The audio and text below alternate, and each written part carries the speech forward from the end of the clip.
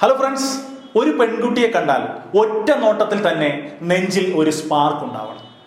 അത്തരമൊരു സ്പാർക്ക് ഉണ്ടാക്കാൻ കെൽപ്പുള്ള പെൺകുട്ടി അതാരായാലും അവളെ വിവാഹം കഴിച്ചിരിക്കും. ഇനി ആ സ്പാർക്ക് ഉണ്ടാക്കാൻ സാധിക്കാത്ത പെൺകുട്ടിയാണെങ്കിൽ അവൾ ഇനി എത്ര സുന്ദരിയാണെങ്കിലും എത്ര കാശുകാരിയാണെങ്കിലും സ്വന്തം സഹോദരിയെ പോലെ. ഇതാണ് ലല്ലുവിൻ്റെ പ്രണയ തിയറി. തീർച്ചയായും ഇത്തരത്തിലൊരു സ്പാർക്ക് ഉണ്ടാക്കാൻ കെൽപ്പുള്ള പെൺകുട്ടിക്ക് വേണ്ടിയിട്ടുള്ള കാത്തിരിപ്പുണ്ടല്ലോ, അതൊരു യമണ്ടൻ കാത്തിരിപ്പ് തന്നെയായിരിക്കും. പറഞ്ഞു വരുന്നത് BC നൗഫൽ സംവിധാനം ചെയ്ത് ദുൽഖർ സൽമാൻ നായകനായി എത്തിയ പുതിയ മലയാള പടം ഒരു യമണ്ടൻ പ്രണയ കഥയിലെ, ഒരു യമണ്ടൻ പ്രേമ കഥയിലെ നായകൻ ലല്ലുവിനെ കുറിച്ചിട്ടാണ്. ലല്ലു ഒരു പെയിന്റ് പണിക്കാരനാണ്, പക്ഷേ കെടികെട്ടിയ കുടുംബത്തിലെ മൂത്ത സന്താനം. ലല്ലുവിൻ്റെ ഭാഷയിൽ പറഞ്ഞാൽ പഠിച്ചിരുന്ന സ്കൂളിന് അന്തസ് പോരാഞ്ഞിട്ട് ഇനി പഠിക്കണ്ട എന്ന് തീരുമാനിച്ച് പെയിന്റ് പണിക്കിറങ്ങിയ അന്തസ്സുള്ള ചെറുപ്പക്കാരനാണ് ലല്ലു. മാത്രമല്ല ആ നാട്ടിലെ പെൺകുട്ടികളുടെ എല്ലാം ആരാധനാപാത്രം കൂടിയാണ് ലല്ലു. കാരണം കാണാൻ നല്ല ഗ്ലാമറുള്ള ചെക്കൻ. BC നൗഫൽ സംവിധാനം ചെയ്ത ഒരു യമണ്ടൻ പ്രേമ കഥയുടെ പശ്ചാത്തലമാണ് ഞാൻ പറഞ്ഞത്. പക്ഷെ സിനിമയുടെ കഥ ഞാൻ പറഞ്ഞു എന്നുള്ള രീതിയിൽ ദയവായി തെറ്റിദ്ധരിക്കരുത്. ഞാൻ പറഞ്ഞു നിർത്തിയെടുത്തു നിന്നാണ് സത്യത്തിൽ സിനിമയുടെ കഥ ആരംഭിക്കുന്നത്. പടം എങ്ങനെയുണ്ട് എന്ന് ചോദിച്ചാൽ ദുൽഖർ സൽമാനെ ഇഷ്ടപ്പെടുന്നവർക്കും കോമഡി ചിത്രങ്ങൾ ഇഷ്ടപ്പെടുന്നവർക്കുമൊക്കെ ഈ സിനിമയ്ക്ക് ടിക്കറ്റ് എടുക്കാം. കോമഡിയിൽ തുടങ്ങി കോമഡിയിലൂടെ വളർന്ന് സെന്റിമെന്റ്സും സസ്പെൻസും ഒക്കെയായി വികസിക്കുന്ന ഒരു സാധാരണ ചിത്രം. കഴിവ് തെളിയിച്ച തിരക്കഥാകൃത്തുക്കളായ ബിബിൻ ജോർജും വിഷ്ണു ഉണ്ണികൃഷ്ണനും വീണ്ടും ഒരു ജനപ്രിയ ഫോർമുല പരീക്ഷണവുമായി എത്തിയിരിക്കുകയാണ് ഈ ചിത്രത്തിൽ.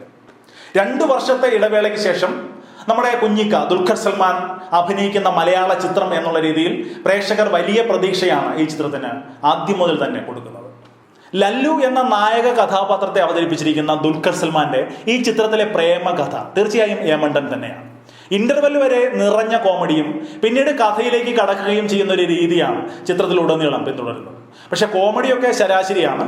ഹരീഷ് കണാരന്റെ കണക്ക് കൂട്ടാൻ അറിയാത്ത ചായക്കടക്കാരനും, ധർമ്മജൻ ബോൾഗാട്ടിയുടെ പണിയെടുത്താൽ അലർജിയായ ചെറുപ്പക്കാരനും, സലിംകുമാറിന്റെ പെയിന്റ് പണി കോൺട്രാക്ടർ പാഞ്ചിക്കുട്ടനും, സൗബിൻ സാഹിറിന്റെ വിക്കിപീഡിയയും, വിഷ്ണു ഉണ്ണികൃഷ്ണന്റെ ഡെന്നി സെബാസ്റ്റ്യൻ, അന്ധഗായകൻ ഡെന്നി സെബാസ്റ്റ്യനും ഒക്കെ വളരെ രസകരമായ നിരവധി മുഹൂർത്തങ്ങൾ സിനിമയിൽ സമ്മാനിക്കുന്നുണ്ട്. ബിബിൻ ജോർജിന്റെ ഡേവിസ് എന്ന കഥാപാത്രം ശ്രദ്ധേയമാണ്. ചെറിയ വേഷത്തിലാണെങ്കിലും സുരാജ് വെഞ്ഞാറമൂട് നമ്മളെ അത്ഭുതപ്പെടുത്തുന്ന പ്രകടനമാണ് കാഴ്ചവെച്ചിരിക്കുന്നത്. സുരാജ് മുൻപും ഇത്തരം കഥാപാത്രങ്ങളെ അവതരിപ്പിച്ചിട്ടുണ്ടെങ്കിലും മലയാളത്തിലെ മികച്ച നടന്മാരുടെ പട്ടികയിലാണ് തന്റെ സ്ഥാനമെന്ന് സുരാജ് വീണ്ടും വീണ്ടും തെളിയിക്കുകയാണ്. ലല്ലു എന്ന ലോക്കൽ യൂത്തായി ദുൽഖർ സൽമാൻ ശ്രദ്ധേയമായ പ്രകടനമാണ് ചിത്രത്തിൽ കാഴ്ചവെച്ചിരിക്കുന്നത്. ദുൽഖർ സൽമാന്റെ കൊച്ചി സ്ലാങ് ഒക്കെ നന്നായിട്ടുണ്ട്. നിഖില വിമലാണ് ഈ ചിത്രത്തിൽ നായികയെ അവതരിപ്പിച്ചിരിക്കുന്നത്. സംയുക്ത മേനനുമുണ്ട് ചിത്രത്തിൽ.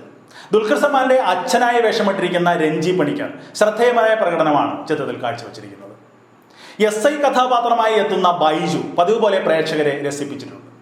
ഇവരെ കൂടാതെ ദിലീഷ് പോത്തൻ, അശോകൻ, പ്രദീപ് കോട്ടയം, ലെന, മോളി കണ്ണമാലി, സുനിൽ സുഗത തുടങ്ങിയവരൊക്കെയാണ് മറ്റ് അഭിനേതാക്കൾ.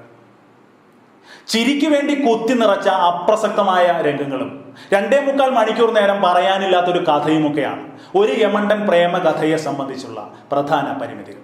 അതുകൊണ്ട് തന്നെ ഒരു പരിധിക്കപ്പുറം പ്രേക്ഷകരെ രസിപ്പിക്കാനും ഈ സിനിമയ്ക്ക് ആകുന്നില്ല. ചിത്രത്തിന് സംഗീതം പറഞ്ഞിരിക്കുന്നത് നടനും ഗായകനുമൊക്കെയായ നാദിർ ഷായാണ്. നാദിർ ഷായുടെ സംഗീതവും ശരാശരിയാണ്.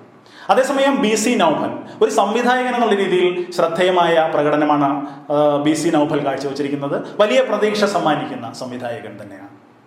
P. സുകുമാറിന്റെ ഛായാഗ്രഹണമാണ് ഒരു യമണ്ടൻ പ്രേമ കഥയിൽ ശ്രദ്ധേയമായ മറ്റൊരു ഘടകം. 3 out of 5 ആണ് ഞാൻ ഈ ചിത്രത്തിന് നൽകുന്ന റേറ്റിംഗ്. എൻ്റെ റിവ്യൂ ഇഷ്ടപ്പെട്ടിട്ടുണ്ടെങ്കിൽ ഇത് പരമാവധി ഷെയർ ചെയ്യുക. എൻ്റെ റിവ്യൂവിനെ കുറിച്ചുള്ള അഭിപ്രായങ്ങൾ പതിവ് പോലെ നിങ്ങൾക്ക് തുറന്നെഴുതാം. ഒരു യമണ്ടൻ പ്രേമ കഥ കണ്ടിട്ടുള്ളവർക്ക് നിങ്ങളുടെ റേറ്റിംഗ് ഈ വീഡിയോയ്ക്ക് താഴെയുള്ള കമന്റ് ബോക്സിൽ രേഖപ്പെടുത്താം. അപ്പോൾ മറ്റൊരു ചിത്രത്തിൻ്റെ റിവ്യൂവുമായി വീണ്ടും കാണാം. നാളെ അവഞ്ചേഴ്സ് എൻ ഗെയിം മാർവലിന്റെ സിനിമ റിലീസാവുകയാണ്. ഞാൻ രാവിലെ തന്നെ ചിത്രത്തിന് ടിക്കറ്റ് ബുക്ക് ചെയ്തിരിക്കുകയാണ്.